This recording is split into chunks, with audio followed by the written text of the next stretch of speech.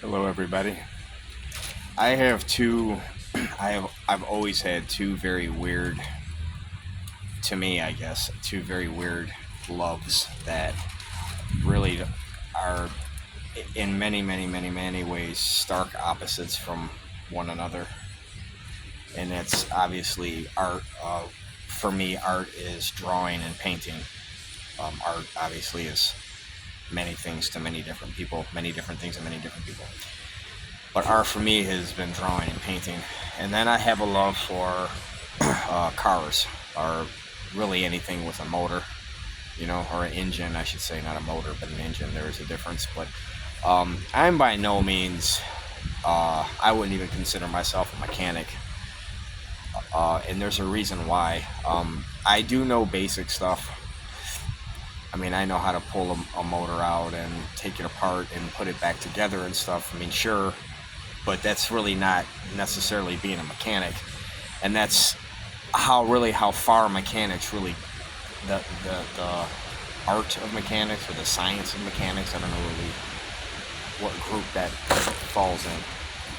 But being a mechanic for me is just so much more deeper than just fixing something. I mean, it's almost like you have to, there's a lot of sides that I think a human being has to have to be a mechanic, at least a good one, one that's passionate about building functioning stuff, and trucks and cars and airplanes and, anything that has an internal combustion engine.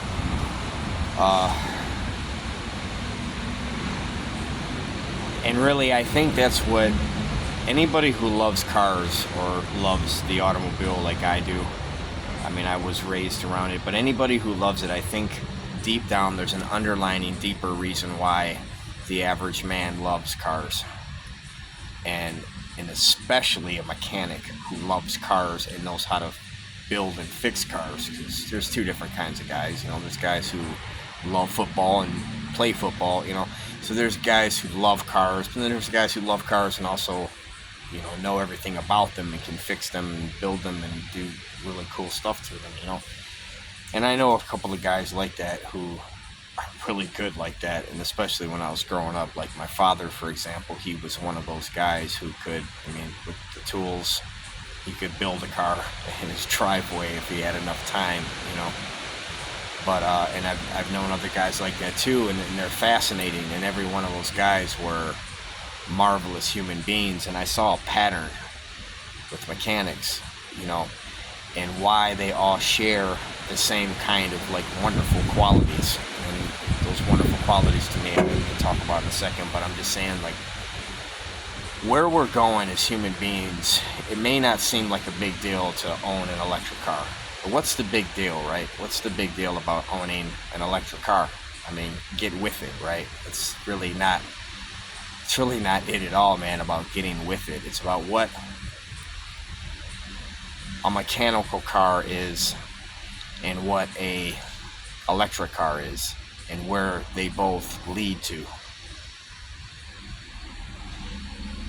It's almost we're reached a weird point in time, because it's back in the day when the automobile was being ushered in, like a movement, literally. Horses were dying off. Horses were just kind of losing reasons to be, because they were part of the family, and they were not only loved, but they were useful.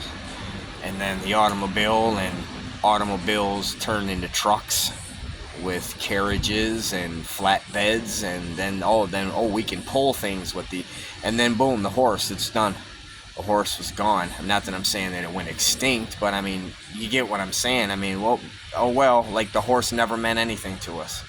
All of the things that the horse did, and what the relationship that you had to have and had to maintain with the horse in order for the horse to perform for you, to feel like it was safe enough to do things for you. There was all of that gets eliminated with the turn of an ignition key. It's just all over. So we didn't think about that back then, did we? We're not thinking about that again, because now we're going to eliminate the mechanic. Well, what's the big deal about mechanics? Because mechanics care about moving things, the way things function. Whether or not it's, it kills a mechanic to hear an engine that's out of balance, or it's got a bad plug, or the ignition timing is off, because they know what it's doing to the engine. There's a sense of commitment behind being a mechanic and wanting that to be harmonious all the time, an engine and its running components and its rotating assembly and all of those complex mechanical parts that have to be just right in order for that engine to run correctly. A mechanic knows all of this. You know what I'm saying? My father knew all of this, and within all of that, that creates a special kind of human being. You eliminate all of that shit with a battery-powered car. Like, mechanics never were shit to you. You take a dump on all of that. Hey, I'm gonna go run out and buy an electric car. Well, la-di-di-da, congratulations. Wow, man. Yeah, just like that horse was like, wow, la-di-di-da, man. Like I never meant anything to you. Man, I thought I was part of the family. That's what the horses were thinking. No, you're just a means to an end, and then we found a better end. Same thing with cars, man. Cars break down, you can get under the hood and take things apart and unbolt this and unscrew that and then put it back together just right, and you can make it run again. You can't do that with an electric car. You eliminate all of the power that you can have to work on your own vehicle, and you just take all of that away from you, because just why? There's so many things I want to say to that, man, but it's just not, it wouldn't make any sense to. What does make sense is the point that I'm making, man, and it's just that we're at a weird crossroad, man, where I never thought I would see this in my lifetime, or that this would even be an issue. Like, what man does not want to work on his own vehicle if he knows how to, or if all of the nuts and bolts are there? Why would you not want to? Why would you not want to obtain the tools that it takes to just have the power in your hands, instead of just relinquishing that all away to some unfaced, unknown entity that just walks around with a massive name connected to it, like Stellantis or blah blah blah, or whatever other car company. My father worked for Chrysler for 20 years.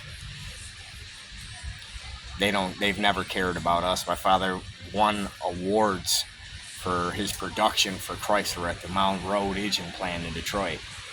They laid him off like he never meant anything to them.